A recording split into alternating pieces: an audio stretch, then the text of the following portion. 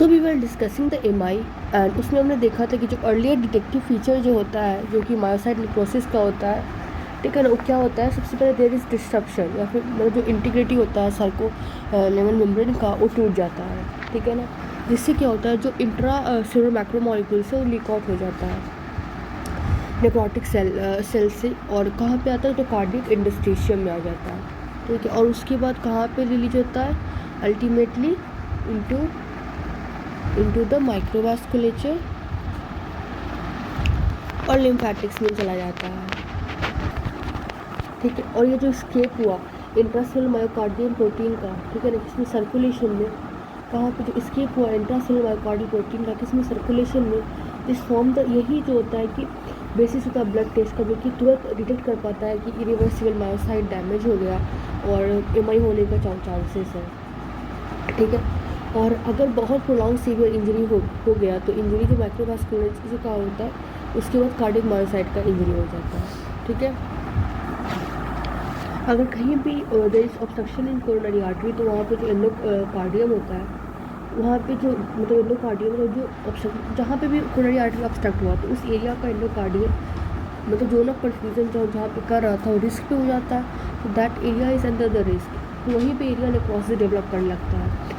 वही नेक्रोसिस फिर क्या होता है, जो थोड़ा सा नेक्रोसिस होगा, फिर अगर नहीं उसको इस चीज़ में ठीक हुआ that area will be totally zone of necrosis, ठीक है। तो इसमें एक इम्पॉर्टेंट थिंग है कि जो इरिवर्सिबल इंजरी होता है, ठीक है, किसका, ऑफ इस्कीमिक मायोसाइट का, ऑफ इस्कीमिक मायोसाइट, ये सबसे पहले कहाँ अकर होता है, इस first occur in the sub endocardial zone में होता है, सबसे पहले कहाँ पे होता है, सब एंडोकार्डियल जोन में होता है, ठीक है ना। ये रीज़न जो होता है easily very easily susceptible to the ischaemia, तो क्या लिखा है कि this reason is very specially this is susceptible to ischaemia. क्यों? क्योंकि ये जो एरिया होता है ना, जो सब एंडोकार्डियल जोन वाला एरिया होता है, ये लास्ट एरिया होता है, this is the last area to receive blood delivered जो कि डिलीवर होता है कहाँ से, बाय एपिकार्डियल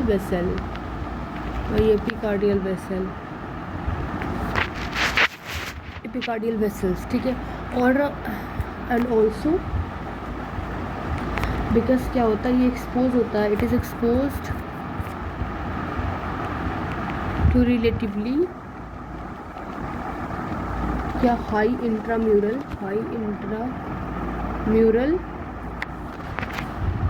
प्रेशर, जो कि एक्ट करता है to embed the inflow of blood. तो क्या इरिवर्सिबल इंजरी होता है इस्कीमिक मायोसाइट का, जो कि सबसे पहले कहाँ पे होता है, सब एंडोकार्डियल जोन में, ठीक है ना। ये रीजन जो होता है इजीली ससेप्टेबल होता है इस्कीमिया का, क्योंकि ये लास्ट एरिया होता है जो कि रिसीव करता है ब्लड को, that is delivered by epicardial vessel, और ऑल्सो क्योंकि ये एक्सपोज होता है रिलेटिवली हाई इंट्राम्यूरल प्रेशर, जो कि क्या करता है, इम्पेड कर देता है द इनफ्लो ऑफ ब्लड, ठीक है। इसके बाद क्या होता है कि अगर मतलब जब मोर प्रोलॉन्ग इस्कीमिया होता है तो विथ मोर प्रोलॉन्ग इस्कीमिया, अगर इस्कीमिया ज़्यादा हो जाता है तो क्या होता है, एक वेव फ्रंट निकलता है, एक wave front of cell death move करता है, मूव्स थ्रू कहाँ पे, other region of the myocardium,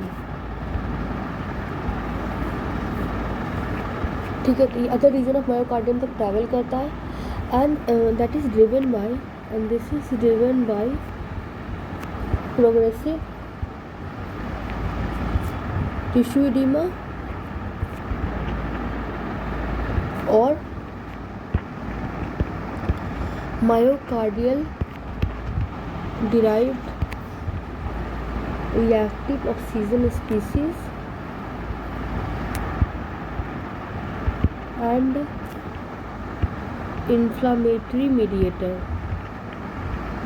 तो ये क्या बोल रहा है कि जब मोर प्रोलॉन्ग इस्चीमिया हो जाता है तो एक वेव फ्रंट होता है सेल डेथ का, मूव करता है other region of myocardium also, क्योंकि ड्रिवन होता है by the process progressive tissue oedema होता है, और myocardial derived reactive oxygen species होता है, और इन्फ्लामेटरी मीडिएटर्स होता है। ठीक है, आफ्टर दैट क्या है, after that the term is कि जो लोकेशन, द लोकेशन, साइज और स्पेसिफिक मॉर्फोलॉजिकल फीचर्स होते हैं, specific morphological features of acute MI, ये डिपेंड करता है ऑन द फॉलोइंग। क्या बोला कि जो location, size, specific morphological feature of an acute MI, ये डिपेंड करता है फॉलोइंग थिंग्स पे। सबसे पहले on the location, the severity and the rate of development of coronary obstruction, किसके कारण, ड्यू टू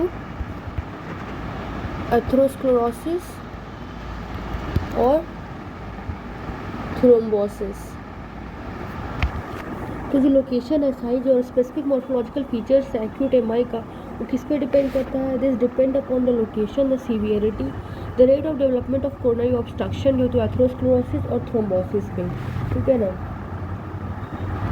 मतलब कि कहाँ पे लोकेशन है, ठीक है ना, कितना सीवियरिटी है, कितना रेट ऑफ डेवलपमेंट है कोरोनरी ऑब्स्ट्रक्शन का, किसी कारण एथेरोस्क्लेरोसिस के कारण, थ्रोम्बोसिस के कारण। ठीक है, उसके बाद फिर size of vascular bed perfused by the obstructed vessel, मतलब कितना vascular bed जो है perfuse हो रहा है by the obstructed vessel। after that कितना देर तक duration of occlusion, after that metabolic and oxygen need of myocardium, जो कि एट रिस्क पे है, जो कि एट रिस्क। उसके बाद मतलब कितना उसका मेटाबॉलिज्म है, कितना ऑक्सीजन नीड है, ठीक है ना, मायोकार्डियम का, जो कि रिस्क पे है। And the extent of vascular collateralisation, कितना वैस्कुलर कोलेटरलाइजेशन है। After that presence, site and severity of coronary atrial spasm. After that also the other factor, जैसे कि एग्जाम्पल में हो जाएगा heart rate, then the cardiac rhythm, then blood oxygenation।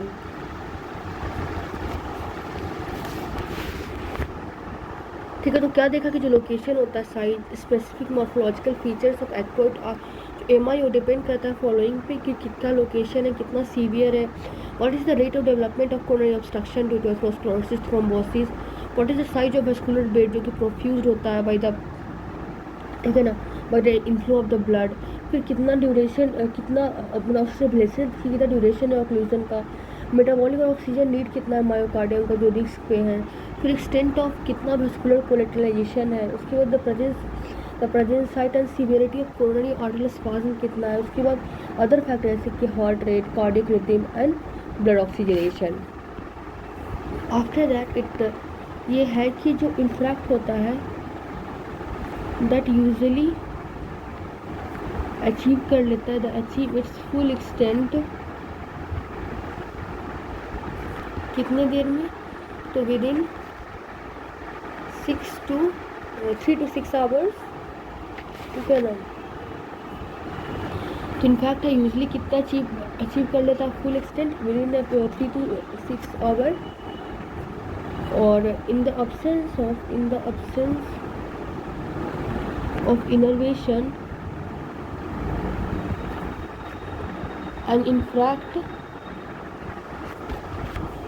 इसके बाद क्या होता है, एक इनफ्रैक्ट एंड इनफैक्ट जो कि काउज्ड कैसे होता है, that is caused by occlusion of an epicardial vessel,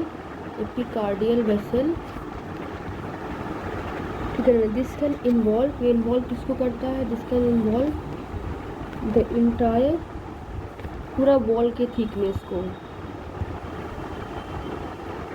जिसको हम लोग क्या बोलते हैं, that we call as transmural infarct. मतलब कि एक इनफैक्ट जो इसलिए पूरे एक्सटेंट में कहाँ से 3 to 6 आवर पहुँच जाता है, in the absence of innervation. अगर infarct cause by that is मतलब इनर्वेशन से एब्सेंट है, और इनफैक्ट जो भी काउज होता है by the occlusion of epicardial vessels, वो इन्वॉल्व करता है इंटायर बॉल को, मतलब पूरा थिकनेस को, दैट इज ट्रांसम्यूरल इनफ्रैक्ट, ठीक है। After that we will look the pattern of infarction. तो पैटर्न ऑफ इन्फेक्शन में क्या है, तो जो डिस्ट्रीब्यूशन होता है मायोकार्डियल नेक्रोसिस का, the distribution of myocardial necrosis, this correlate with किसके साथ, location and cause of decreased perfusion. इसमें क्या होता है कि हमें ये जानना होगा कि मायोकार्डियम कौन कौन से एरिया ऑफ मायोकार्डियम किससे किससे परफ्यूज्ड हो रहा है। तो the knowledge of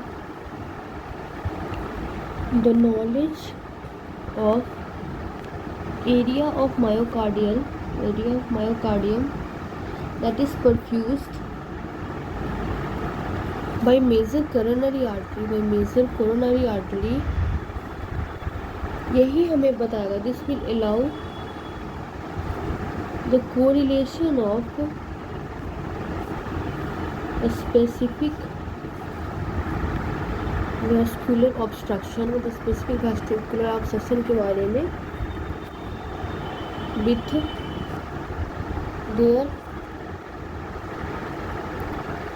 corresponding area of MI, मतलब कहाँ पे MI हो सकता है। जैसे कि अगर आप एग्जाम्पल जैसे देखते हो, तो एग्जाम्पल जैसे LAD जो होता है, LAD ब्रांच होता है किसका, और लेफ्ट कोरोनरी आर्टरी, ठीक है, किसको सप्लाई करता है, this supplies the most of apex of heart, मतलब ये अपेक्स ऑफ हार्ट को सप्लाई करता है, और किसको सप्लाई करता है, apex of heart. After that anterior ball of left ventricle का कौन सा ball, anterior wall. After that anterior 2/3 of the ventricular septum. तो क्या हुआ, एंटीरियर 2/3 किसका, वेस्कुलर सेप्टम का, ठीक है। और जो कोरोनरी आर्टरी होता है, that is the right coronary artery या फिर लेफ्ट कोरोनरी आर्टरी, उनके परफ्यूजन जो होता है पोस्टीरियर 1/3 ऑफ द सेप्टम होता है, इसको बोलते हैं डोमिनेंट, ठीक है ना, डोमिनेंट बोलते हैं, इवन डोमिनेंट बोलते हैं। तो यहाँ पे लिखते हैं कि इवन फिर और जो कोरोनरी आर्टरी होता है, कोरोनरी आर्टरी जिसमें आइदर आएगा राइट कोरोनरी आर्टरी या फिर लेफ्ट कोरोनरी, ठीक है ना। तो ये क्या करता है, दैट परफ्यूज़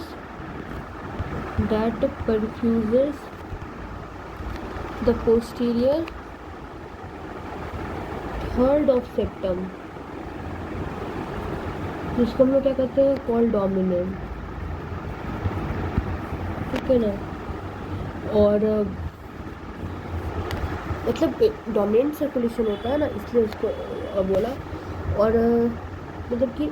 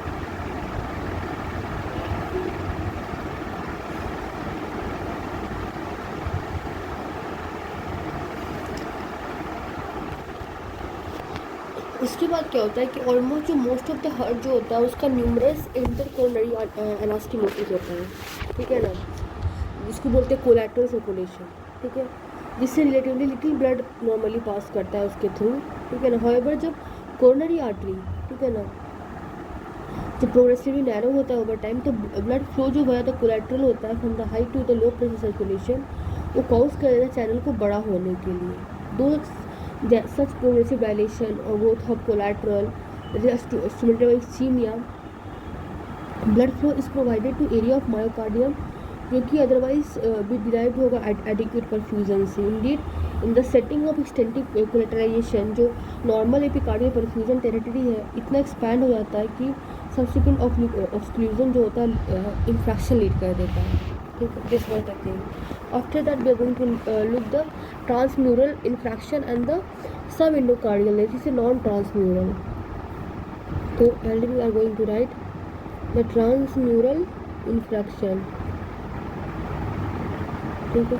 तो ट्रांसम्यूरल इंफ्रैक्शन जो होता है that occur when there is occlusion of an epicardial vessel. तो ट्रांसम्यूरल इंफ्रैक्शन क्या होता है? जब ऑक्लूजन होता है एपिकार्डियल वेसल में, ठीक है। और ट्रांसम्यूरल इंफ्रैक्शन का जो होता है इसमें जो नेक्रोसिस जो होता है इन्वॉल्व करता है virtually full thickness of ventricular wall in the distribution of the affected coronary। तो ट्रांसम्यूरल इंफ्रैक्शन होता है अगर कैसे होता है? जब ऑक्लूजन हुआ था एपिकार्डियल वेसल्स में इन द एब्सेंस ऑफ एनी थ्रोपेटिक, और नेक्रोसिस जो इन्वॉल्व करता है वर्चुअली पूरा का पूरा थिकनेस, पूरा वेंटिकुलर वॉल की थिकनेस को, ठीक है ना, जहाँ पे अफेक्टेड कोरोनरी डिस्ट्रीब्यूटेड है, ठीक है। और ये पैटर्न जो है दिस पैटर्न ऑफ इंफ्रैक्शन जो होता है this is usually associated with किसके साथ? Combination of chronic coronary atherosclerosis, उसके बाद with the acute plaque change and with the superimposed thrombosis. तो क्या हुआ कि ये जो पैटर्न है इंफ्रैक्शन का वो किस तरह से होता है? With the combination of chronic coronary atherosclerotic acute plaque changes and superimposed thrombosis, ठीक है। ट्रांसम्यूरल इन्फेक्शन क्या होता है? जब वहाँ पे ऑक्लूजन हुआ था किसका? एपिकार्डियल वेसल्स का, ठीक है ना, और उसका जो नेक्रोसिस होता है इन्वॉल्व करता है full thickness of the ventricular wall, ठीक है ना, जहाँ पे इन द डिस्ट्रीब्यूशन जहाँ पे अफेक्टेड कोरोनरी है। जो पैटर्न है इन्फेक्शन का यूजली एसोसिएटेड होता है किसका? With the combination of chronic coronary atherosclerosis, acute plaque change और सुपर इम्पोज्ड थ्रोम्बोसिस। तो पैटर्न ऑफ इन्फेक्शन किसको एसोसिएट करता है? With a combination of chronic coronary atherosclerosis, acute plaque change and superimposed thrombosis. After that transmural infection के बाद हम देखते हैं दैट इज द सब एंडोकार्डियल, और फिर हम उसको बोलते हैं नॉन ट्रांसम्यूरल इंफ्रैक्शन। तो ये कैसे अकर होता है? This can occur as a result of a plaque का डिस्ट्रीब्यूशन हो जाए, ठीक है, and this is followed by coronary thrombus, ठीक है। प्लैग का डिस्ट्रक्शन हो जाए उसके बाद कोरोनरी थ्रोम्बस इसके बाद हो जाए, ठीक है, जो कि क्या हुआ? दैट बिकम लाइज, जो कि लाइज हो जाए, दैट बिकम लाइज्ड, ठीक है ना, before myocardial necrosis extend across the full thickness of wall, तो क्या बोल रहा है कि जो सब एंडोकार्डियल या फिर नॉन ट्रांसम्यूरल इन्फेक्शन होता है वो कैसे होता है, as a result of plaque का डिस्ट्रक्शन होता है, जो कि फॉलोड बाय कोरोनरी थ्रोम्बस, जो कि टूट जाता है, लाइस हो जाता है, before myocardial necrosis extend across the full thickness, मतलब कि मायोकार्डियल नेक्रोसिस एक्सटेंड करे फुल थिकनेस, उसके पहले ही ये टूट जाता है।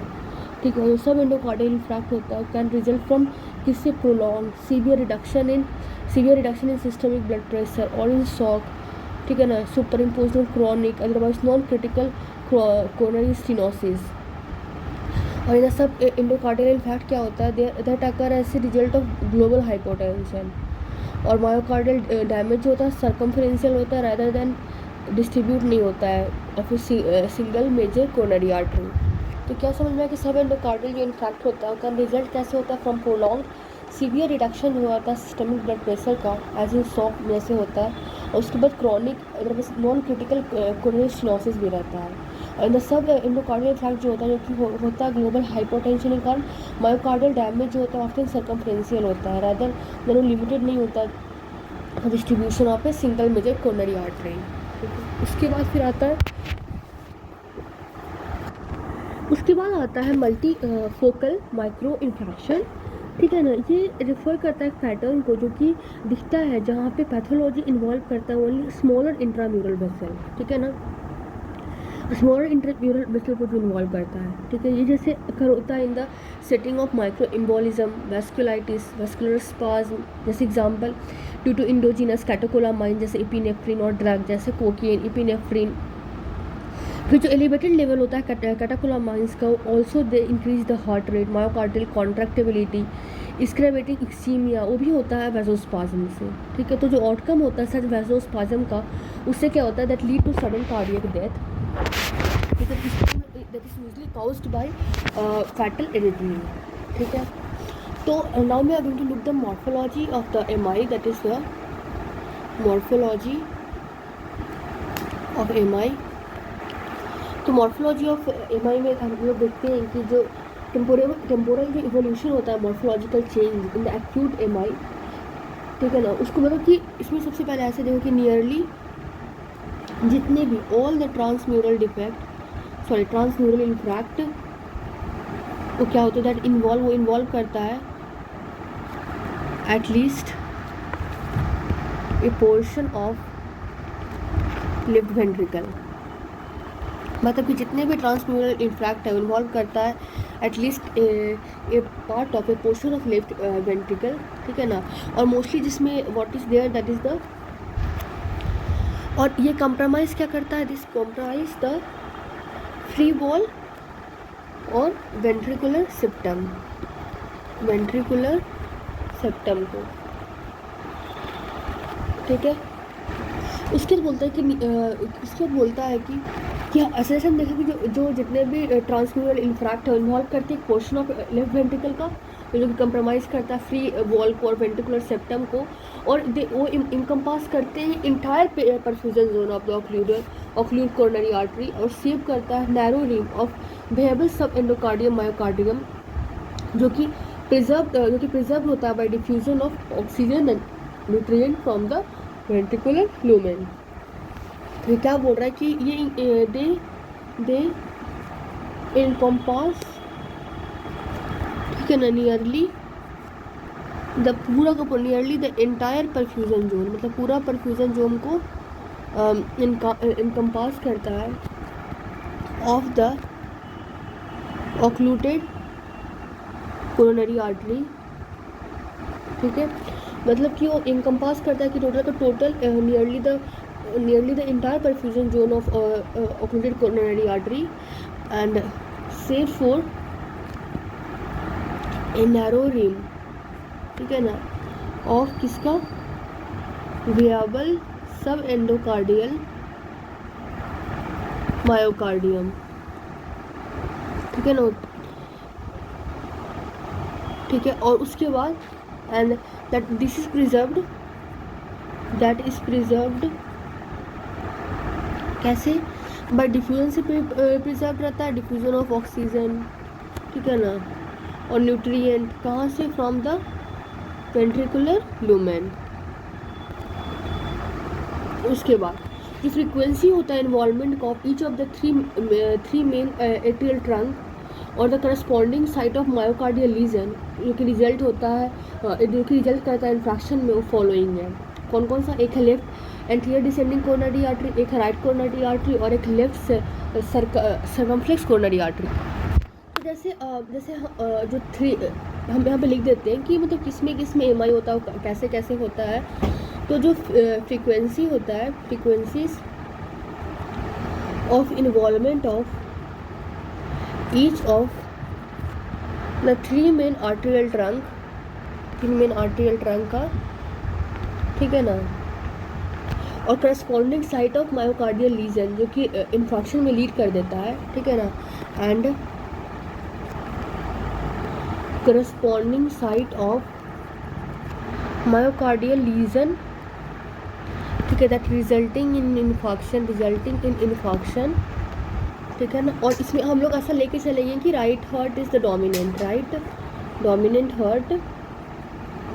इसमें कौन कौन से है? सबसे पहले में है that is the left anterior descending coronary artery, that is LADA, लाडा, ठीक है ना। इसे बेसिकली 40 to 50% ऑफ इसमें एमआई होने का चांसेस रहता है। तो यहाँ पे जो इन्फ्रैक्ट होता है वो इन्वॉल्व करता है, इन्वॉल्व किसको करता है? The anterior wall of left ventricle, anterior wall किसका? लेफ्ट वेंट्रिकल का, ठीक है। कहाँ पे? नियर द अपेक्स, याद रखो किसका? The anterior wall, the infarct involve the anterior wall of the left ventricle near the apex, और एंटीरियर पोर्शन ऑफ किसका? वेंट्रिकुलर सेप्टम, ठीक है, anterior portion of ventricular septum और अपेक्स जो कि सर्कमफ्रेंशियली। तो क्या हो गया? Left anterior descending coronary artery, सब 40 to 50% है, ठीक है ना। इसमें जो इन्फ्रैक्ट होता है दैट इन्वॉल्व करता है anterior wall of left ventricle, क्या? Anterior wall of left ventricle, क्योंकि ऐसे याद रखना left anterior descending coronary artery है तो लेफ्ट वेंट्रिकल का एंटीरियर वॉल जो नियर द अपेक्स है, और anterior wall of the ventricular septum का एंटीरियर वॉल और अपेक्स, ठीक है ना। उसके बाद फिर आता है उसके बाद है राइट कोरोनरी आर्टरी, जिसका क्या होता है 30% to 40%, ठीक है। तो इसमें जो इन्फ्रैक्ट होता है द इन्फ्रैक्ट, ठीक है ना, इन्वॉल्व करता है involving the inferior and posterior. इसमें अगर राइट कोरोनरी आर्टरी में मतलब प्रॉब्लम हुआ तो posterior wall of left ventricular, ठीक है, तो फिर से वही ऊपर की तरह ही हो जाएगा। कहाँ पे? Posterior portion of ventricular septum, after that inferior या फिर posterior right ventricular free ball, ठीक है, कुछ केसेस में। उसके बाद थर्ड में क्या आता है? दैट इज द लेफ्ट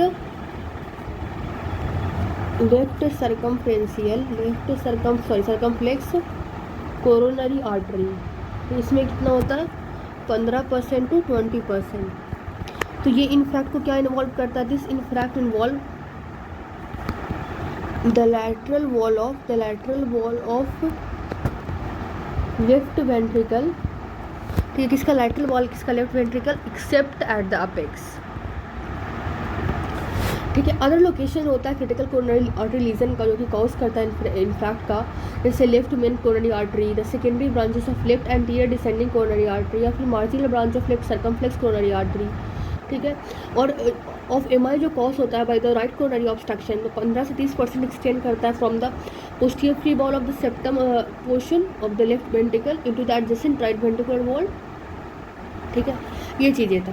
अब जो ग्रॉस एंड माइक्रोस्कोपिक कैसा अपीयरेंस होता है इन्फ्रैक्ट का, that we are going to read, that is the gross and microscopic appearance of इन्फ्रैक्ट।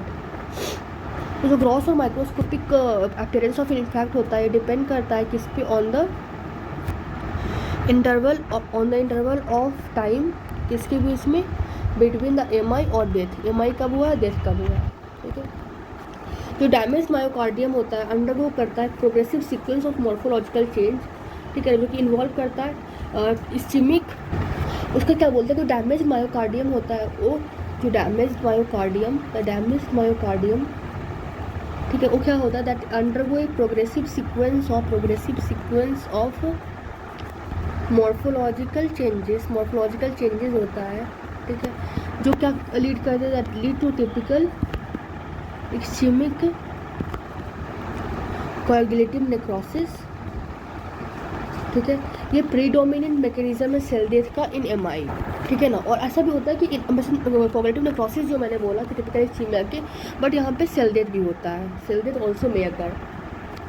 Cell death कब हो सकता है? सेल डेथ यहाँ पे जब होगा जिसमें when the necrosis will be followed by stereotypical inflammation और रिपेयर, ठीक है ना, स्टीरियोटिपिकल इन्फ्लामेशन, ठीक है, स्टीरियोटिपिकल इन्फ्लामेशन और रिपेयर, ठीक है ना, जो कि पैरेलल होगा, that parallel response to injury in other tissue, ठीक है। उसके बाद देन वी विल लुक की अर्ली मॉर्फोलॉजिकल कैसे मतलब हम लोग उसको रिकॉग्नाइज करेंगे, तो वी विल राइट है कि तो early morphological recognization of acute MI जो होता है ना, वो डिफ़िकल्ट होता है, ठीक है ना। एक्यूट जो जल्दी ये करता है, दैट इज़ डिफ़िकल्ट, ठीक है ना, पार्टिकुलरली जब डेथ अगर हुआ है फ्यू आवर ऑफ सिम्टम, ठीक है ना। और एमआई जब less then 12 hour old, not मतलब कि वो एपरेंट नहीं होता है ग्रॉस एग्जामिनेशन में, ठीक है ना। और इफ़ द